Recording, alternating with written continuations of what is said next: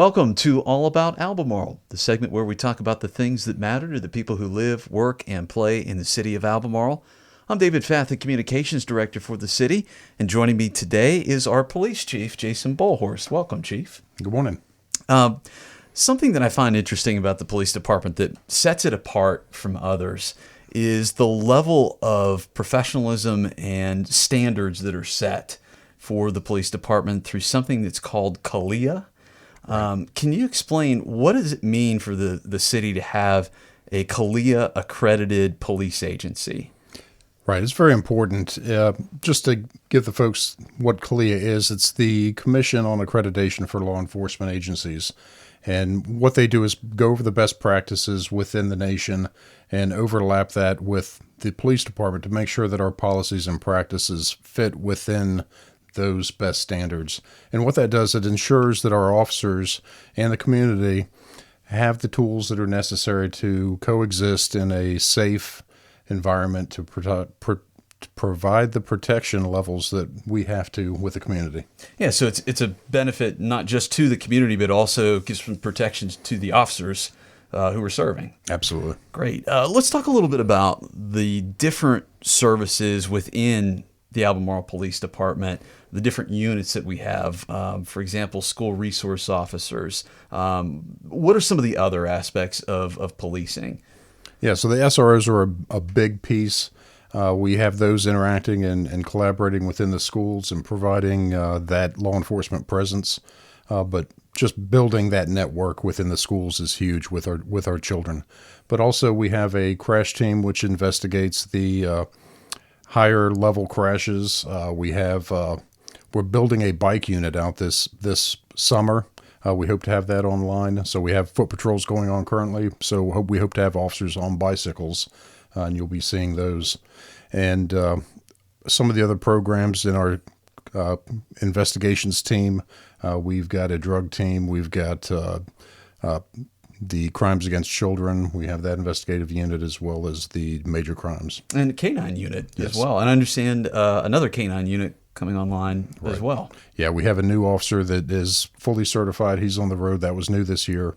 And we have our second officer in the canine out in the training environment now. He'll be done in a couple weeks. Very good. Let's talk a little bit about community policing. I've heard you use that term before. What does it actually mean to have a community policing program? Well, it's just that the police can't do it alone simply. And we rely heavily on the community to interact with the police department, to have a relationship, and to own the responsibility of having a network associated collaboration to resolve crime and quality of life issues, and to do it with the police. Yeah, it's really about building connections, I think is the way I've heard you describe it in other places between Yes. our officers and the community that they serve. Let's talk a little bit about maybe the technical side of policing, the way we do things.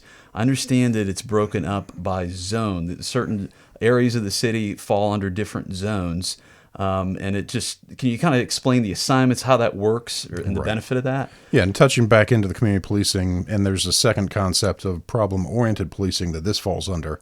So with the zone, it really gives our officer an awareness and ownership and the responsibility to get out and know the community they serve.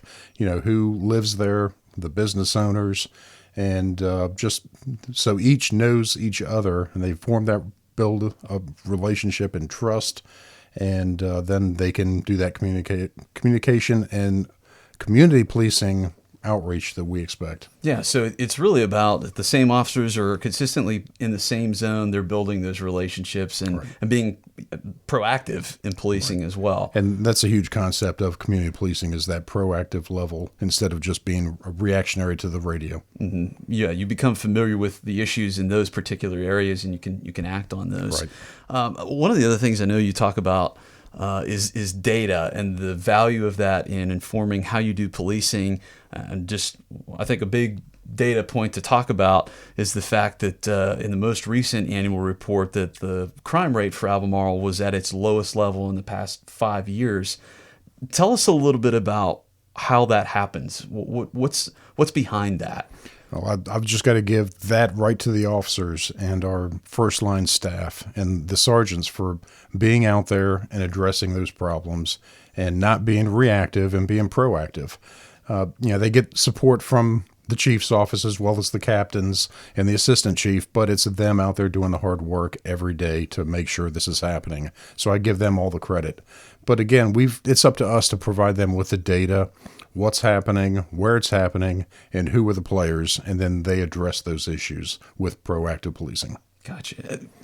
Here's a question, not to put an age on you, Chief, but I know you've been in policing for almost 30 years now.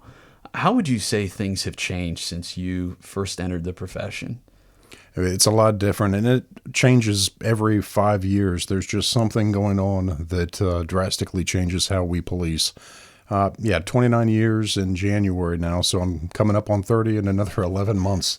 But, policing is still very exciting. It's a great profession, a great responsibility to be able to do this job. And I think our officers, today just have so much more opportunity than we had when I came in and those that came before me. But technology is a huge improvement over the years. And, I'll just give one example. The body cameras that the officers are wearing today, and, it's nothing new. They've been out for 15, 20 years, and a lot of departments have utilized them.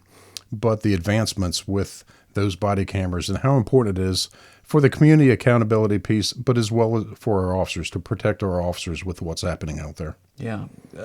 What about the future? How do you see things changing for policing in Albemarle, for that matter? Well, it's important to always look out of the windshield. The rearview mirror is up there for a reason to know what issues happened in the past, but we've got to look at the horizon. And, there's always opportunities to do things better. And if we're not looking at what's happening and what can happen and look at the future, we've got to provide the best services possible. So if we're not looking into the future and seeing what's happening next, we might miss some great opportunities. Yeah, Chief, appreciate the time, and thank you for taking us sort of behind the scenes of operations at APD. We truly appreciate the work of the officers. I know, you gave them the credit, and we appreciate the work you do as well. And there's so many people dedicated to keeping the community safe, and that's hugely important and much appreciated. So thank you. All right, it's a pleasure to be here. Thank you. It's my honor. Thank you. Don't forget, you can always follow the City of Albemarle on social media through our Facebook and Instagram accounts. That's all the time we have this week for All About Albemarle. For Chief Ballhorst, I'm David Fath. Thanks for listening.